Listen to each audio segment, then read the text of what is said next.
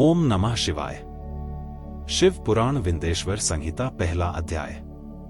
पाप नाशक साधनों के विषय में जो आज से लेकर अंत में नित्य मंगलमय है, जो आत्मा के स्वरूप को प्रकाशित करने वाले हैं, जिनके 5 मुख हैं और जो खेल खेल में जगत की रचना, पालन और सहार तथा अनुज्ञा एवं तिरोभाव रूप 5 क्रियाएं करते हैं, उन सर्वेश्वर अजर अमर उमापति भगवान शंकर का मैं मन ही मन चिंतन करता हूँ।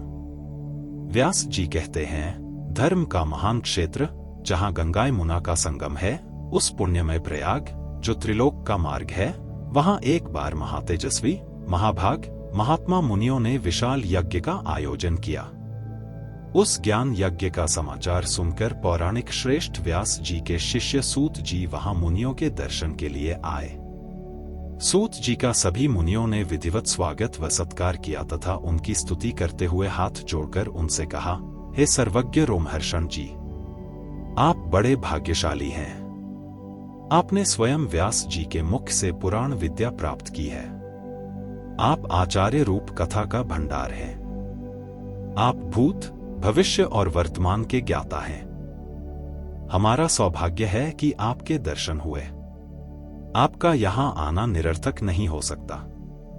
आप कल्याणकारी हैं। उत्तम बुद्धि वाले सूत जी, यदि आपका अनुज्ञा हो तो गोपनीय होने पर भी आप शुभाशुभ तत्व का वर्णन कर, जिससे हमारी तृप्ति नहीं होती और उसे सुनने की हमारी इच्छा ऐसे ही रहती है, कृपा कर उस विषय का वर्णन करें। घोर कलयुग आने पर मनुष्य पुण्य कर्म से विमुख होकर दुराचार में फंस जाएंगे, दूसरों की बुराई करेंगे, पराई स्त्रियों के प्रति आसक्त होंगे, हिंसा करेंगे, मूर्ख नास्तिक और पशुबुद्धि हो जाएंगे।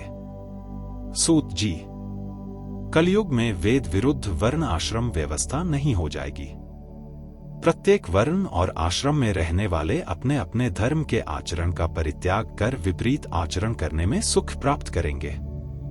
इस सामाजिक वर्ण संकरता से लोगों का पतन होगा, परिवार टूट जाएंगे, समाज बिखर जाएगा, प्राकृतिक आपदाओं से जगह लोगों की मृत्यु होगी, धन का लोभ होगा, स्वार्थ और लोभ की वृत्ति बढ़ जाएगी, ब्राह्मण लोभी हो जाएंगे और वेद बेचकर धन प्राप्त करेंगे, मद से मोहित होकर दूसरों को ठगेंगे, पूजा पाठ नहीं करेंगे और ज्ञान से शून्य होंगे। क्षत्रिय अपने धर्म को त्याग कर कुसंगी, पापी और व्यभिचारी हो जाएंगे। शौर्य से रहित हो वेश्याओं जैसा व्यवहार करेंगे और काम के अधीन हो जाएंगे। वैश्य धर्म से विमुख हो संस्कारहीन होकर कुमाग्र, धनोपार्जन परायण होकर नापतौल में धांधली करेंगे। शूद्र अपना धर्म कर्म छोड़कर अच्छी वेशभूषा से सुशोभित हो यथार्थ घूमेंगे। वे कुटिल और ईर्ष्यालु होकर अपने धर्म के प्रतिकूल हो जाएंगे, कुकर्म और वाद विवाद करने वाले होंगे। वे स्वयं को कुलीन मानकर सभी धर्म और वर्ण में विवाह करेंगे। स्त्रियां सदाचार से विमुख हो जाएंगी। वे अपने पति का अपमान करेंगी और सास ससुर से लड़ेंगी, मांसल भोजन करेंगी। उनका शील स्वभाव बहुत बुरा होगा। सूत जी, इस तरह जिनके बुद्धि नहीं हो गई है और जिन्होंने अपने धर्म का त्याग कर दिया है, ऐसे लोग लोक परलोक में उत्तम गति कैसे प्राप्त करेंगे? इस चिंता से हम सभी व्याकुल हैं। परोपकार के समान कोई धर्म नहीं है।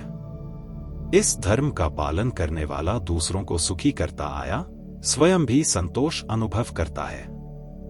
यह भावना यदि निष्काम हो तो कर्ता का हृदय शुद्ध करते हुए उसे परमगति प्रदान करती है। हे महामुने, आप समस्त शास्त्रों के ज्ञाता हैं। कृपा कर कोई ऐसा उपाय बताइए जिससे इन सबके पापों का तत्काल नाश हो जाए।